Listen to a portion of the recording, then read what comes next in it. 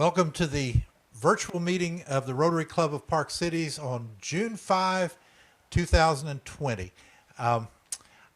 Last week we had an in-person meeting outdoors. It was so much fun.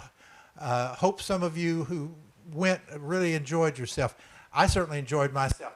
We sat in the parking lot of the Biblical Arts Center, surrounded by all that statuary, and gave a program about where we've been, where we're going, and everybody got a chance at the microphone to share what they've been through over these last few months. It was fabulous, and that was really fun. Now, it's too hot to do that again, so we're not going to do that, but it was a great day last Friday.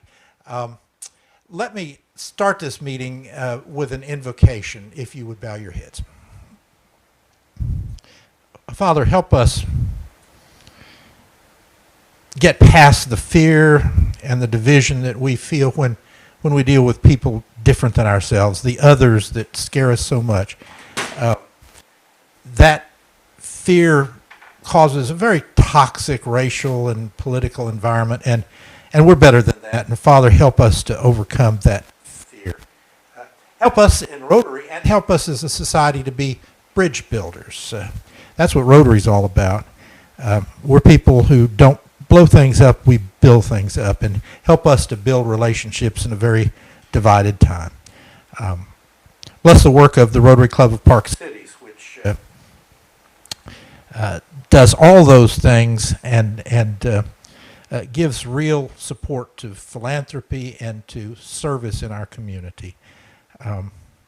We pray for a time very soon that the virus will turn down, that we can begin meeting in person as a Rotary Club, and that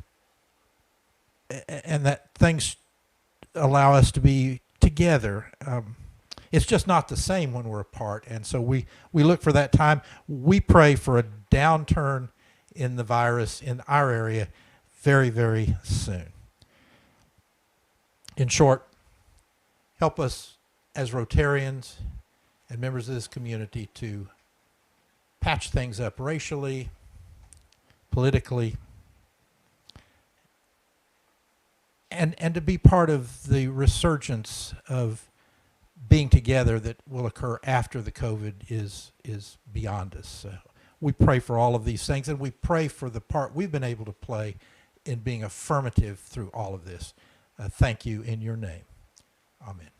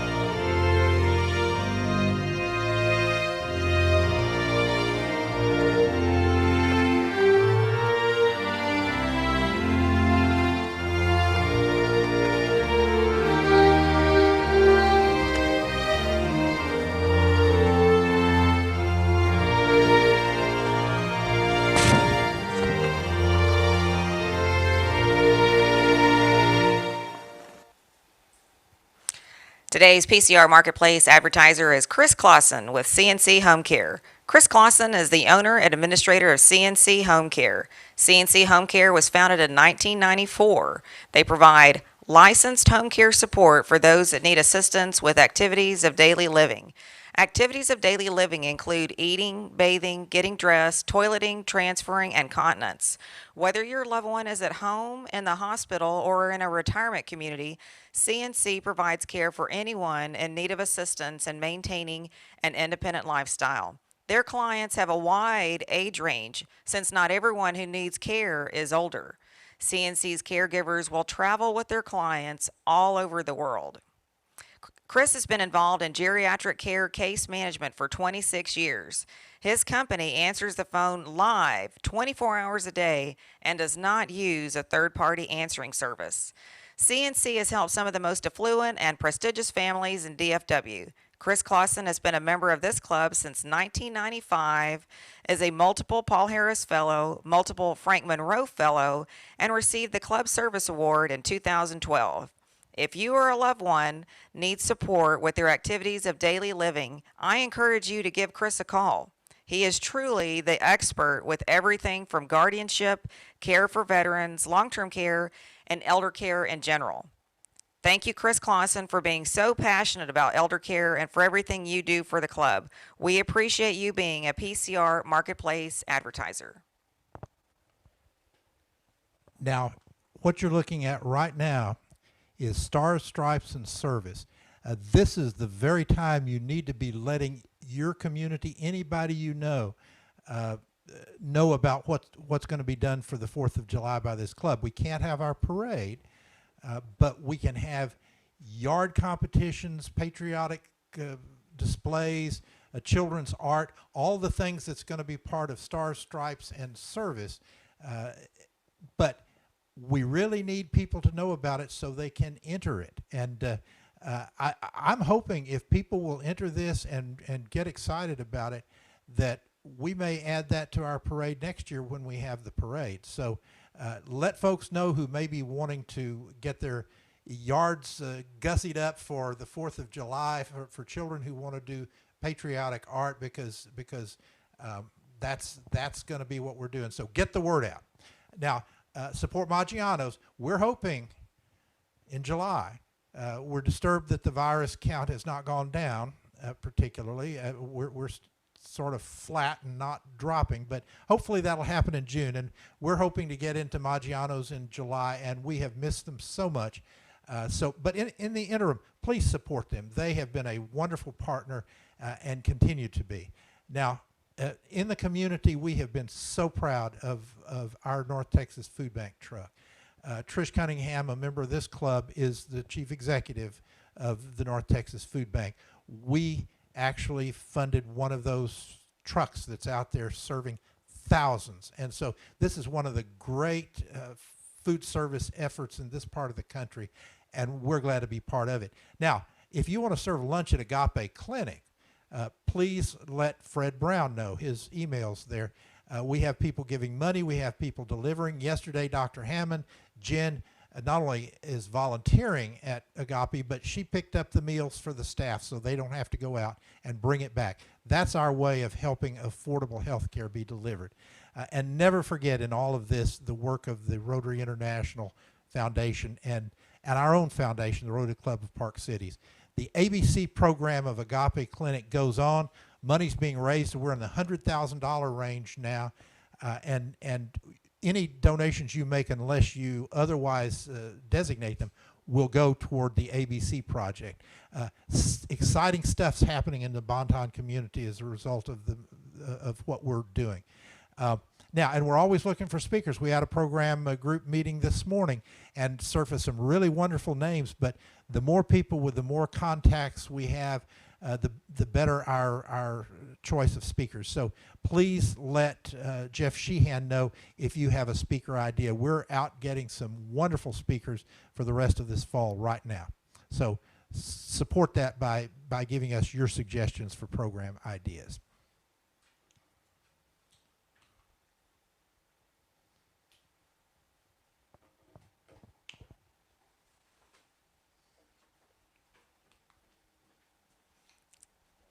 We are thrilled and honored to have Chad Kauffman today. He is a native of Little Rock and a graduate of the University of Arkansas at Little Rock. He has been in Dallas for just a little over a year. He has over 25 years of nonprofit management experience. He works in local, statewide, and national positions. He's had extensive experience working for nonprofit organizations focused on bettering the lives of children. Chad began his career in 1992 with the American Heart Association as a regional director working in Southeast Arkansas. He served in several roles with the American Heart Association, including Chief Market Officer in Little Rock and Kansas City. And yes, he's a Chiefs fan. I'm very happy about that. And as the Senior Vice President for Youth Markets in Texas. He returned to Little Rock as the Executive Director for the Juvenile Diabetes Research Foundation's Arkansas chapter. And then he served in a national role as a Field Operations Director for the Southeastern United States. He joined Junior Achievement as their president in Arkansas in 2011. During his nearly 10 years with the organization, he also ran the development operation for Junior Achievement in St. Louis, so he's lived in a lot of fun places, and joined the Dallas operation in June of 2019 as their Chief Development Officer. Chad and his wife Lana have two daughters. Emma is a registered pediatric critical care nurse. I know he doesn't look old enough to have a daughter that's a registered pediatric critical care nurse, but she is, and we thank her for her service. And his other daughter, Valerie, is attending college at St. Edward's University in Austin. When he's not working, Chad enjoys reading, live music, and I love this, or whatever his wife tells him he should enjoy. Welcome, Chad. Thank you so much. That's quite an introduction. It's almost like I wrote that. I appreciate the opportunity to be here and to address this group. I had a chance before we came on air here to learn a little bit more about what you all are doing, and fantastic work, and appreciate the opportunity to tell you a little bit more about the organization I work for. I think the title of what I sent over was Inoculation Against Economic Downturn, Economic Disaster. So trying to be a little topical in that regard. So what I'm hoping to do today over the next few minutes is just tell you a little bit more about why Junior Achievement does what it does, how we do it, and then give you an opportunity, if you'd like, to engage, get involved with us. So before I get into the why of the organization, I want to tell you a quick story. It's from a book that I recently read called The Butchering Art. So this book covers the world of surgery and medical care in the 19th century. And for any of those of you who know, that predates anesthesia, and it predates antiseptic. So and during that time frame, surgeons were not really highly regarded in that time. And they, to give you some examples, there wasn't any hand washing. They would wear the same smock that they wore day in, day out for every surgery that they held. Their work was primarily around severing limbs, right? So people wouldn't die from a broken leg or from something like that, although the death rate from surgeries was astronomical.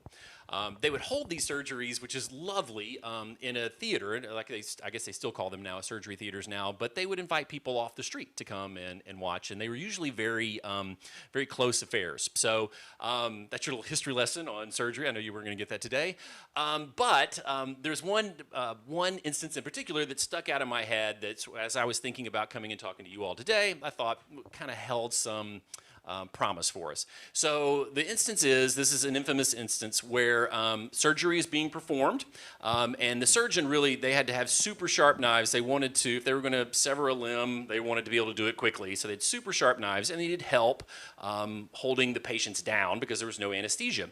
So they had helpers doing that. And then again, in these theaters, there were people that were crowded tightly around the surgeons when they did their work. And in this one instance, the surgeon, as he was doing his work, nicked his own hand, as well as hitting somebody next to him with the knife. So somebody was watching. God. Yes, not great. And regretfully, the surgeon himself died from infection. The person who was watching, who got nicked, they died, and so did the person that was having surgery. So in one surgery, there was a 300% death rate, which you're saying, why, Chad, are you coming to talk to us about that? So the thought that I had was, as Americans, we tend to want to have 300% return. Something we want it all, we want it quick, we want it easy, we want to get through those things as quick as we can. There was a quote that came to me as we were sitting here talking that reminded me, Richard, the Winston Churchill quote, which I read recently, which was, you can always count on Americans to do the right thing after they've exhausted every other alternative. So how does this relate to economics, right? And the economics in the United States. So from, being in the industry that I'm in, we see a lot. We're very interested in the economy and how things are happening, and we're interested in our community.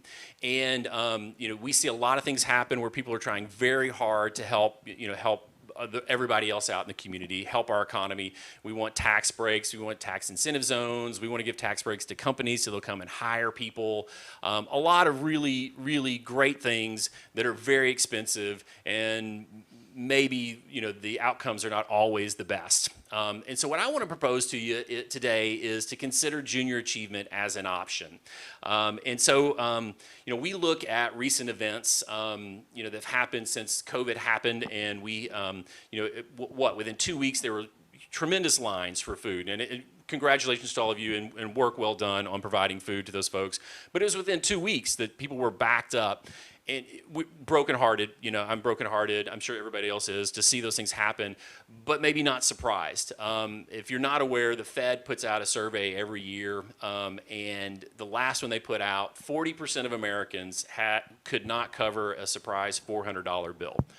I'm going to say that again. 40% of Americans in this survey responded they could not withstand an emergency $400 bill.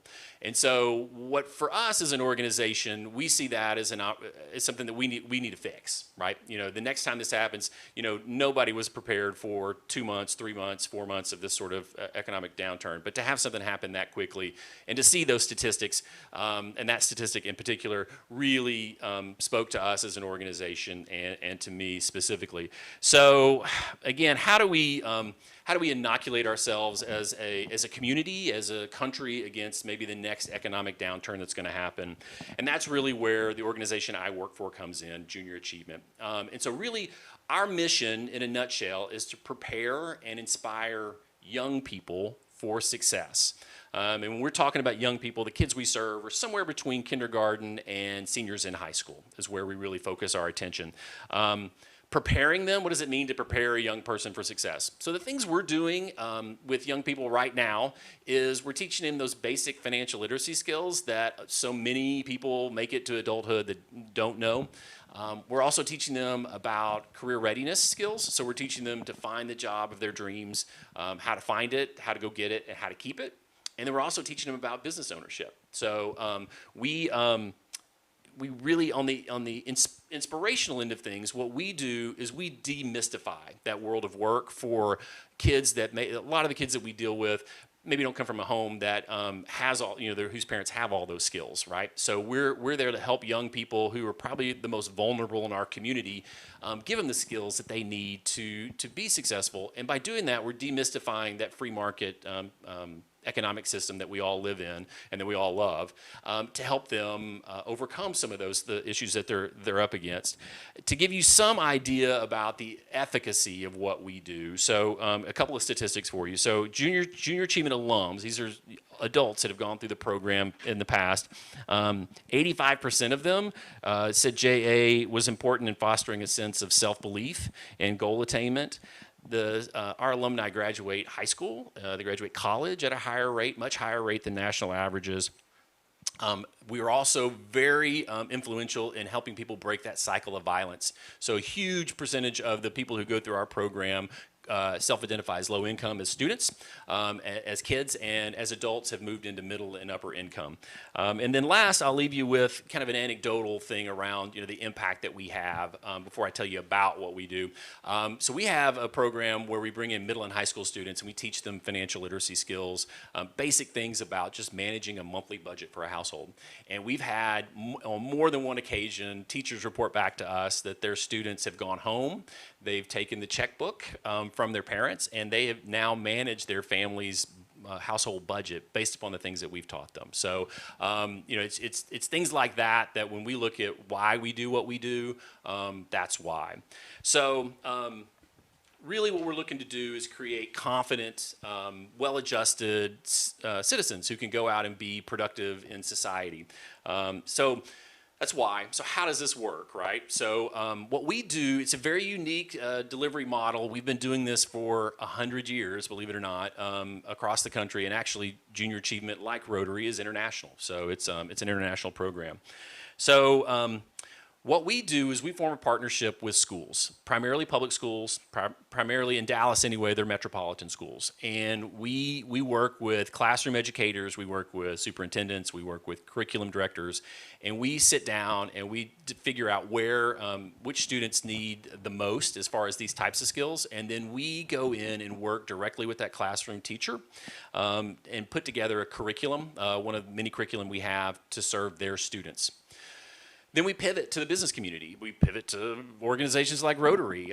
We pivot to individuals, and we ask them for two things. And it's like most other nonprofits. We need time. We need people's time, and we need their financial investment in the organization. So we find people who are interested in helping young people. We train them on our program, and then we put them in the classroom with a teacher, and they get to teach some miraculous things. They teach kids some, really life-affirming and lifelong skills that they can use to manage their life, well into adulthood. To give you some examples of the things that we do, I'll give you one program that we work on. It's called JA BizTown. So these are sixth grade students that we work with. The program starts with these students going through several weeks of classroom work where they are learning about how a city operates, an economy works, about different types of jobs in an economy. They apply for jobs within this economy. They have to go through the interview process.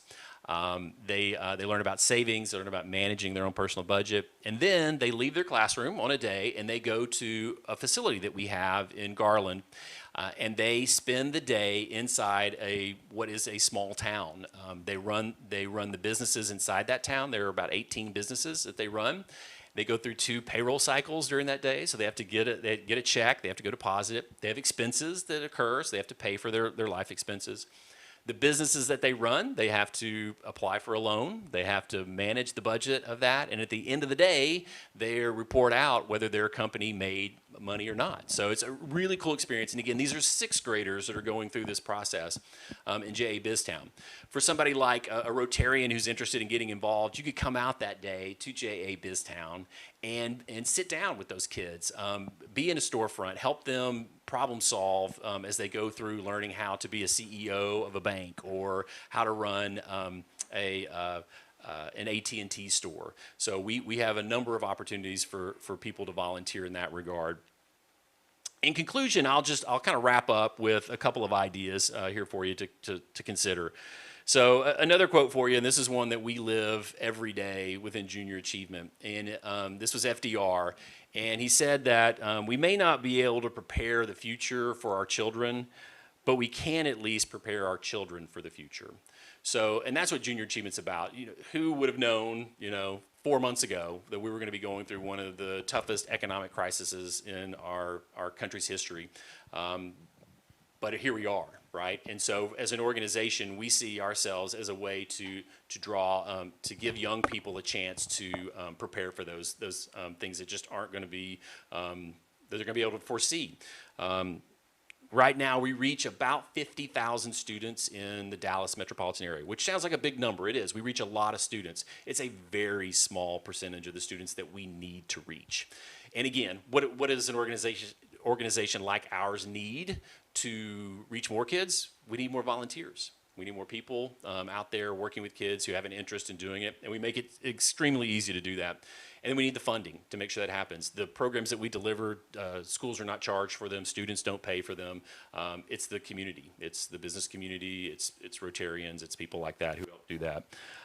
So we can create a generation of people who are better prepared than we were for what just happened. But it isn't going to happen, very quickly. It's not going to be something that we're going to snap our fingers. We're obviously going to get through some tough times now, but that investment in Junior Achievement and in young people now will pay dividends for all of us in the future. It's not going to be easy. It's not going to be quick, but organizations like Junior Achievement are out there for that opportunity and give you the opportunity to help be a part of that. If I know we're all remote today, I'm missing out on not having Maggiano's. That would have been excellent.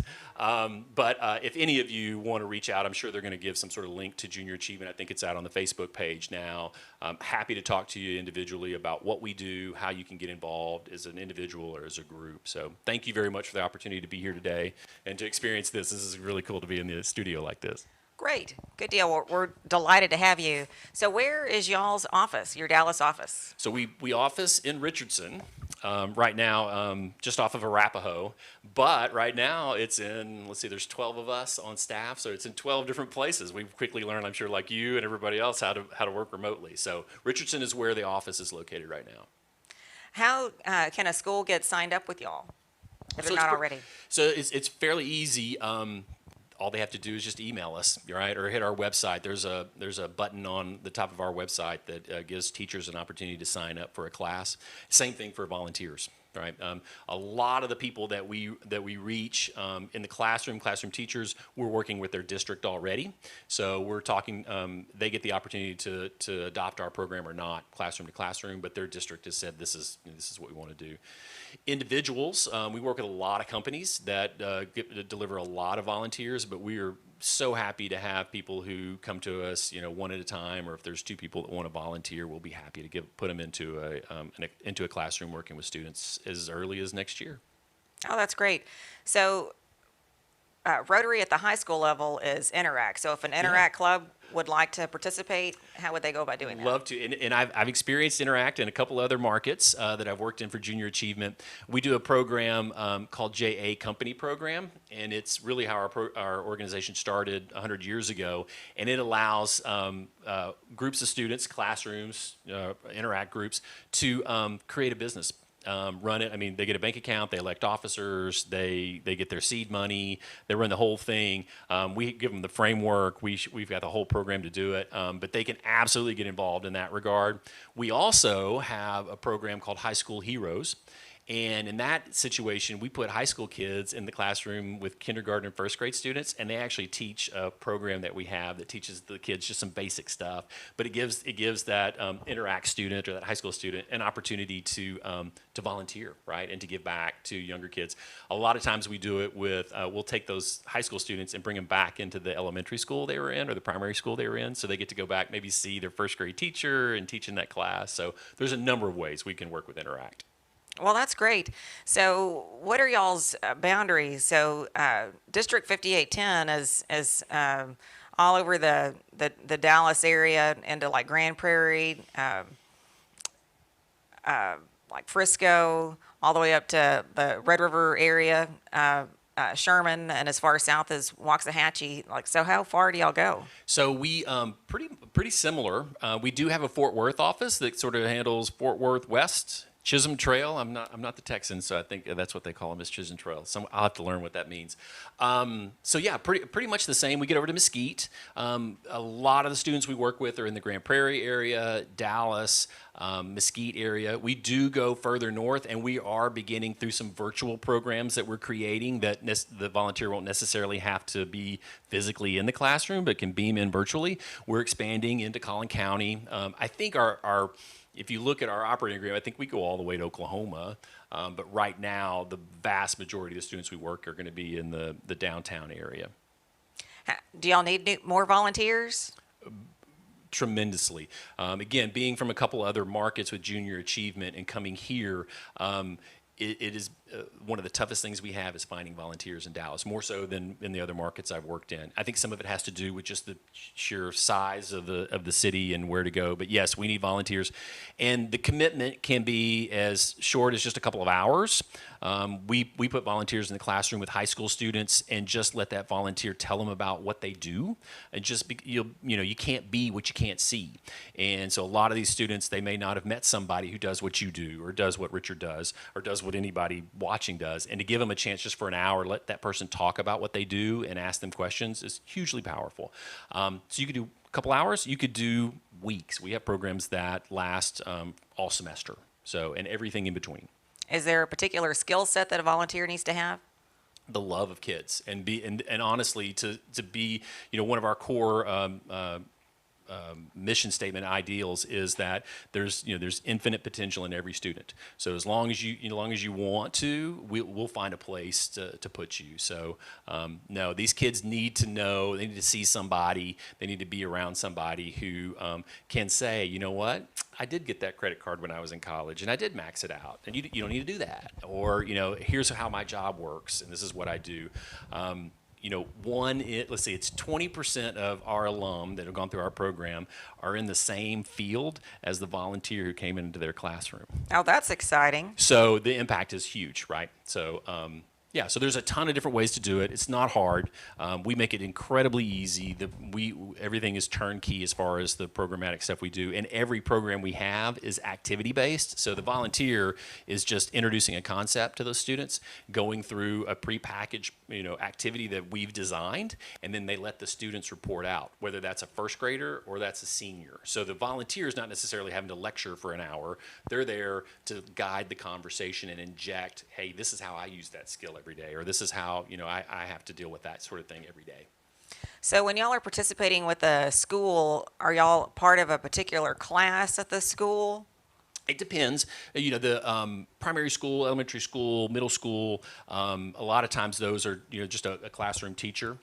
And then when we get into high school, CTE, so career and technical education, is a big area for us. There's for a long time when I was growing up, you had to go to college, or what were you doing, right? And so we're learning that there's a ton of different career opportunities, vocations that kids can go into, and they're going to need those same skills, right? They're going to need to learn how to run a business. If you're going to be a welder, you're going to be a plumber, you need to know how business works. You need to know how to manage your finances. So we work with economics teachers.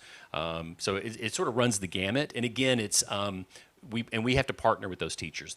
Everything that we do agrees with the teaching standards in Texas, and we're complementing what that teacher is already teaching. So it's very much a marriage and a partnership that we work with them, throughout the whole program. Well, that'd be great if we could get them incorporated with Interact, and then Jen Hammond's daughter is interested in starting an Interact school club at Hillcrest High School, and so maybe we can get y'all in there too. And it sounds like there's some questions from the audience. Oh, okay, great. Yes, we have a comment and question from the audience. Zach Davis, who's watching us on YouTube, says, "Thank you, Chad, for all of your great work." And then he asked a two-part question. Are you seeing an increase or decrease in funding due to COVID? And how do you reconcile this with the need for your services? That's a great question, Zach. So, in my role as Chief Development Officer, so I'm always trying to connect people to the organization and give them a chance to invest. So our fiscal year ends like school year. So into this month, we'll end the year. And Dallas is very lucky. The community supports us very well. But we are going to see a downturn. So we're going to experience somewhere around a 15 to 20% lost revenue from what we were expecting for this fiscal year, and probably 15 or 20% next year as well. So what we're doing is, sure, like all of you are doing, we're looking at our bottom line. We've trimmed as much as we can, and we're with the idea that we want to continue the level of engagement that we already are in the community, because every classroom that we go into, teachers want us back, more teachers want us, and so we want to be able to do that. The other interesting factor that's going on with this, again, our delivery model is, you would say, I want to volunteer, and we would say, great, how about this classroom? You would say, great, you would go into that classroom. Well, guess what? There's a couple things going on. One, the schools are still making up their mind whether they're going to be kids in the classroom. And then two, your company, a lot of companies we deal with, or you personally, I'm not quite comfortable going in, into a classroom yet, or, going to another building. So we've created virtual opportunities for people to volunteer. And I'm sitting in the studio thinking there may be an opportunity here for virtual. And so we're going to need funding to make that happen. It's a huge pivot for us as a 100-year-old organization doing the same thing over and over again. 12 staff members, 50,000 students. We've got to have those volunteers, right? And we got to have the funding to do it. So we're looking to pivot, like a lot of people, to leverage technology. So long answer to a short question, but yes, I think we're gonna see somewhere, but over a 2-year span or 18-month span, probably a 20% to 30% decrease in funding. Thank you for the question. Thank you, Zach. Any other questions from the audience? Not at the moment. Okay. So what about college? I mean, everybody needs, people in all different socioeconomic spectrums need to know about budgeting. And then it doesn't just end at high school. How about college? Yeah, so again, we as an organization, we started off doing one program for high school students after school, an after school program. So if you go to our building in Richardson that was built like in the mid 70s, there's actually classroom space set up for kids to come there, and then they would do their companies in different classrooms. And we've expanded from just that to 24 different programs, kindergarten through 12th grade, and we've been at that since the mid 80s. There has been a push. We get it a lot for what about college age students, right? Or can you do your stuff with adults? And so we, as an organization, up until recently, have said nope, not going there. But there is a movement right now for us to create some curriculum that would be designed for college age students, whether it's community college, some sort of skill, some sort of vocation training, that sort of thing that we could plug in. Again, our whole the beauty of what we do is we're just an enhancement. I mean, we just want a little piece of the blackboard space, and we can fit in almost anywhere. So I would not be surprised. I think probably the current economic situation has slowed that down a little bit, but I wouldn't be surprised in the next few years if we don't offer something for college students and give volunteers an opportunity to work with college students. Well, that's good to hear. And same thing with like affluent schools and affluent school districts. Just because I really think everybody needs to know about budgeting. They do. We do several national studies, and I'm not going to be able to get the statistics right now, but in essence, in general, as Americans, we're loath to talk about money, and even to our kids. And so you're absolutely right. And there's, I'm sure, you can think of examples. I can think of several examples of people who had no reason to be in economic trouble that are. And so you're right. What our board did in Dallas several years ago is made the decision with the resources that we have. Let's start with the kids who are going to be coming from, sort of started the race from maybe further back than the rest. And then if we can expand, we will into districts that maybe they're serving kids who are maybe have more opportunities and more resources at their disposal. So, but we are expanding, and I think again with this whole virtual opportunity, if we ask somebody like you if we ask you today, say, hey, would you go down to Skyline High and deliver a class? You're like, well, that's how much time am I going to have? Or if we said, if you did it from your desk, would you be, spend an hour at your desk? It may change that equation a little bit. Right. And so I think if we can do that, then I think it's going to give us an opportunity for Collin County and for maybe some of the districts that we don't necessarily work a whole lot with now to just plug and play. So I think it's a little scary, right? I'm sure we're all just a little bit scared, but it's also really exciting for us to see some of these ways that for an old dog to learn some new tricks and to leverage technology to the betterment of our community. Are there any particular cities or school districts that y'all are wanting to get incorporated into your program? So you mentioned Frisco. That's one that we've been talking with. I'm trying to think if there's any others that are just Wiley's another one that we're in conversations with. There's several, and we're really on the cusp of it. And it was really because the current situation drove us to that. At least we said we're going to develop these virtual tools. Let's go out to people that maybe we haven't worked with and see if they want to using this new tool. So that's great. Well, I really appreciate you joining us today. And so if someone wants to make a contribution to Junior Achievement, how would they do that? And they donate for a particular program? How does that work? They certainly can. If you just go to jadallas.org, trust me, there's a button right there. They'll give you an opportunity to give. Very easy. And yes, if you wanted to give to a school that you wanted to see do Junior Achievement, if you wanted to volunteer in that school and deliver Junior Achievement, you can absolutely do it. I see every donation that comes in, so happy to converse with anybody who wants to. And before I go, I want to thank you all too. So this is almost 3 months since I've had a jacket on, and I think about as long since I had long pants. I'm a little worried. I guess you can see the shoes. I didn't get the dress shoes on. I didn't think I was going to get there. But thank you for having me do this and give me a chance to. We got another. We do have one more question from the YouTube audience, if you don't mind, from Molly Hammond. She asks, are you currently or have you thought about partnering with Habitat for Humanity?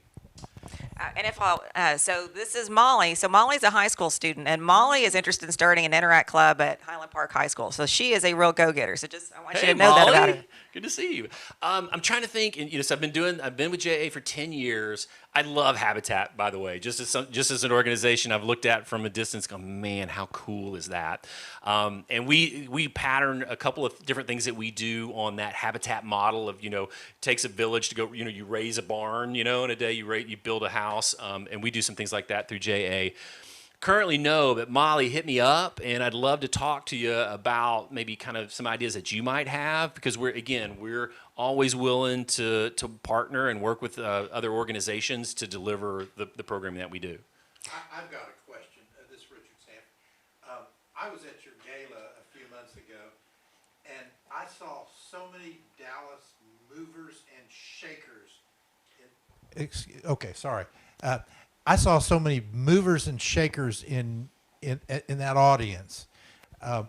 You obviously have deep roots with businesses around Dallas, and my question is, how does that work? Because I saw some very important Dallas people who brought their companies with them to these tables, and so I know you're getting support from the business community, and I just wonder how that works with Hunt Oil or companies like that. So if you didn't hear, he's asking about our Hall of Fame event, Business Hall of Fame, which has been going on for several years in Dallas, and it is a great event. We were lucky, we were blessed to be able to get it done before the crisis hit, and we were able to induct 3 fantastic laureates into the Hall of Fame.